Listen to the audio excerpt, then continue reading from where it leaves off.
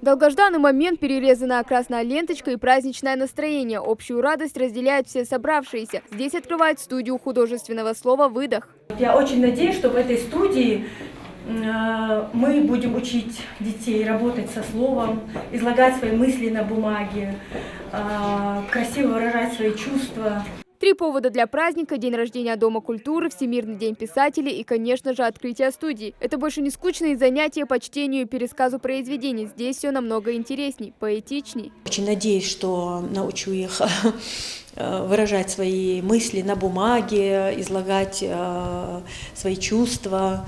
Вообще все, что у нас обычно клокочет где-то там далеко внутри, и научу не стесняться этого. То есть мы будем проводить и практические занятия. У нас будут такие занятия, как свободный микрофон, где каждый автор будет читать, допустим, свои стихи, и потом мы будем их обсуждать. Сегодня ребята только знакомятся с различными произведениями, но уже скоро они и сами смогут их писать. Ну или хотя бы попытаться, как это делает Раяна Илиева. В этом ДК школьница одна из лучших учениц, посещает кружки с самого открытия. Я действительно очень рада, что здесь в ДК у нас открылся такой кружок, потому что я очень люблю читать классическую литературу, я очень люблю читать прозы, поэмы. У нас кружок был в школе, но теперь будет легче ходить сюда, потому что здесь все оборудовано, здесь все для нас. А сразу после открытия гостей ждет творческий вечер. Мы с коллегами постарались, чтобы сегодняшний день, вот это время, которое мы проведем, было интересным и полезным для всех нас. Но говорить условились мало мы, потому что у нас редко бывает такой случай, когда столько талантливых людей вместе под одной крышей, поэтому мы хотим больше слушать. Я думаю, каждому из вас есть сегодня что сказать.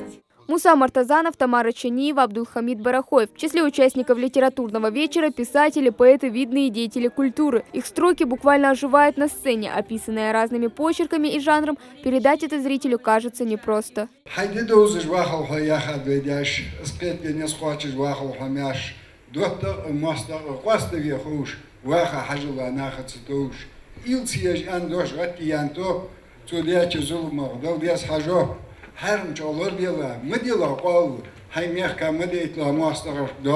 Стихи здесь не просто читают, а проживают. Письмо Татьяны к Онегину, беседа Зору и Калоя у родника, шуточные стихотворения. Разные по написанию и содержанию. Зритель невольно становится свидетелем всех этих историй. Тем более, когда подают произведения оригинально. Не бы только смотреть на тебя, видеть глаз затыкали и что прошлое не любя, ты уйти не смогла к другому. Главная цель этого вечера не только научить слушать прекрасное, а показать, что литература во всех ее проявлениях – это не что иное, как жизненные истории. Подборка стихов, исполнение песен и эмоций – все это невозможно просто прочитать или спеть. Приятно было слушать. Особенно было приятно видеть наших артистов, наших ингушских писателей, писательниц и слышать их стихи. Вот кто больше тебе всего понравился? Что выступление импонирует? Среди писателей? Не знаю. Они все очень красиво, у них красивые стихи, но рассказывали также очень красиво. Такие встречи проводят не впервые, однако всегда радуют. К слову, раньше Всемирный день писателей называли Днем мира для писателя. Изначально он учреждался как трибуна против лживых публикаций. Но времена изменились, и теперь 3-й день марта просто День писателя, когда принято чествовать всех, кто занимается литературой. Желаю мира, процветания нашему региону.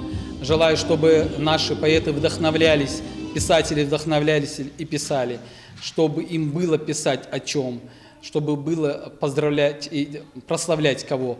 Но и, в принципе, желаю, чтобы они издавались, им помогали издаваться, и чтобы у них обязательно были читатели. Романы, повести, рассказы, пьесы и очерки ингушских писателей – это живая история нашего народа, его прошлое и настоящее. На этом стенде их хоть и не найдешь, зато оставленные здесь автографы будут храниться долго.